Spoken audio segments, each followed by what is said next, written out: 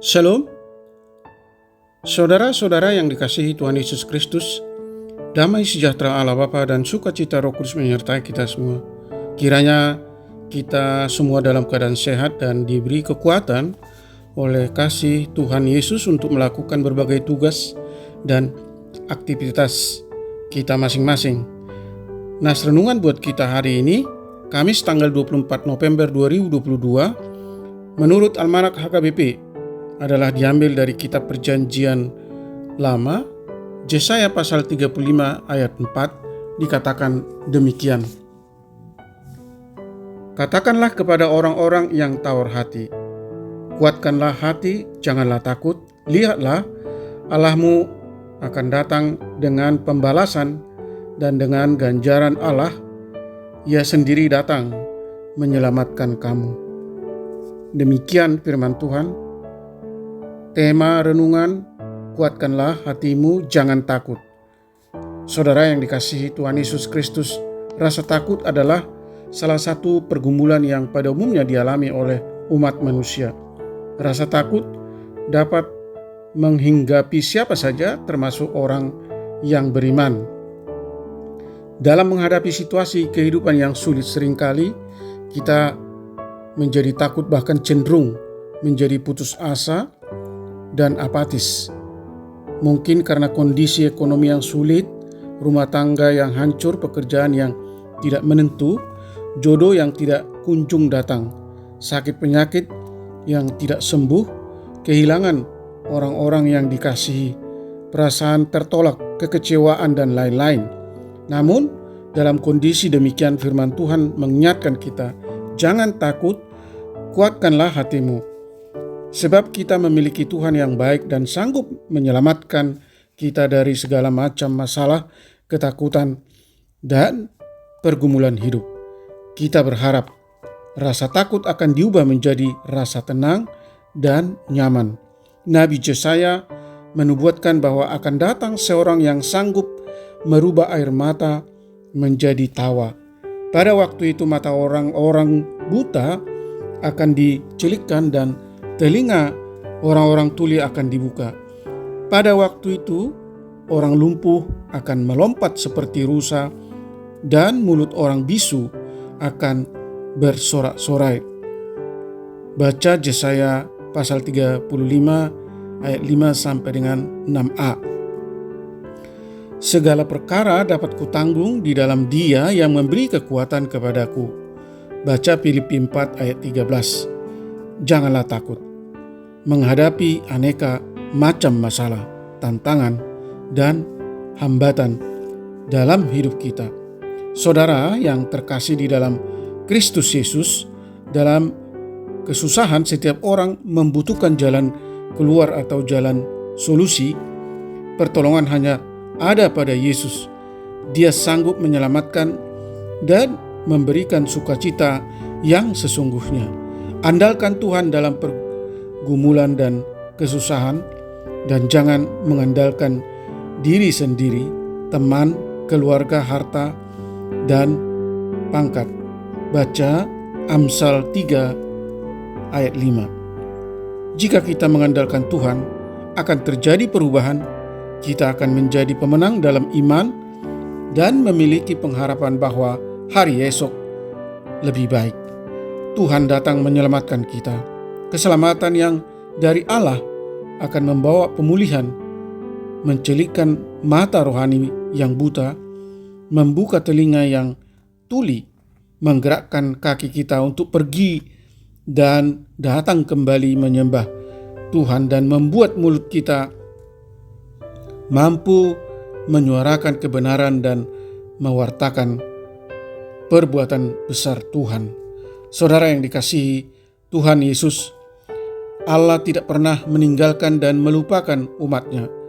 Tuhan kita adalah penolong yang setia. Marilah kita menaruh pengharapan kita senantiasa kepada Tuhan. Jangan takut dan jangan tawar hati akan situasi hidup kita hari ini dan hari esok. Amin. Mari kita berdoa. Ya Tuhan Allah yang Maha Baik, tuntun kami untuk tetap hidup mempercayai kuasa dan kekuatan Tuhan. Banyak hal dalam hidup kami yang membuat kami kehilangan sukacita, seperti kesedihan, perasaan ditolak, kehilangan orang yang kami kasihi, amarah, iri hati, kebencian, dendam, permusuhan, dan lain-lain. Sadarkan kami bahwa jika kami tetap mengandalkan kuasa pertolongan Tuhan, percaya pada janji penyertaan-Mu, tidak ada masalah yang lebih besar dari kuasa Tuhan, dan tidak ada masalah yang tidak bisa diatasi jika Tuhan bersama kami dan Tuhan menolong kami.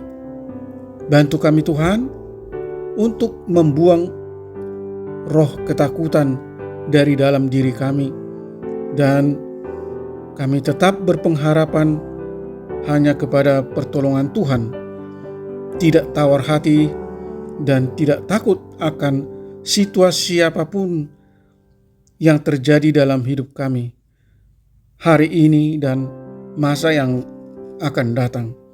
Berkati anak-anak Tuhan, para pendengar renungan pagi ini, anak-anak kecil, remaja, dewasa, para orang tua, lansia, dan hamba-hamba Tuhan. Jauhkan mereka dari segala mara bahaya. Anugerahkanlah kesehatan, sukacita, damai sejahtera. Buatlah segala usaha pekerjaan mereka berhasil. Jika ada yang sakit, kiranya Tuhan sembuhkan. Yang lemah kiranya Tuhan topang, dan yang berduka kiranya Tuhan hibur. Sadarkan kami Tuhan, supaya kami tetap mampu bersyukur di dalam segala situasi apapun yang kami alami.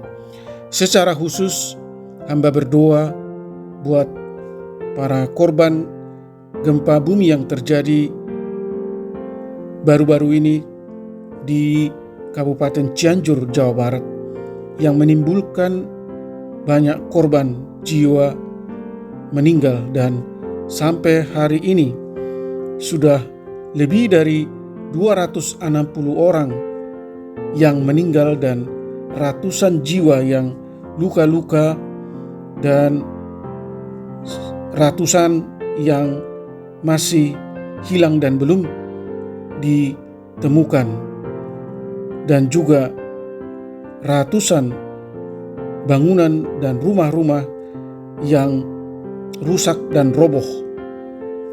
Kiranya Tuhan menguatkan dan menghibur para korban supaya mereka cepat mendapatkan pertolongan yang layak dari para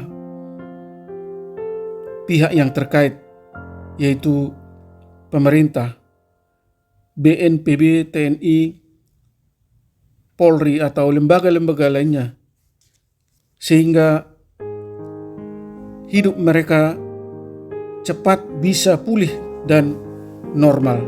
Dan Tuhan juga kiranya memberi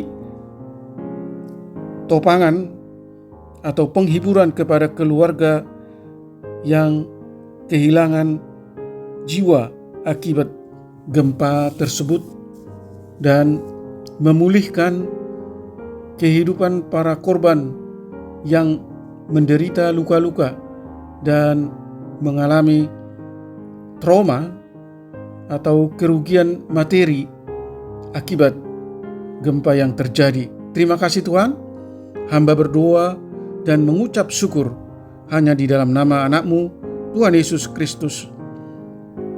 Amin. Shalom. Selamat beraktivitas, tetap sehat. Tuhan Yesus memberkati.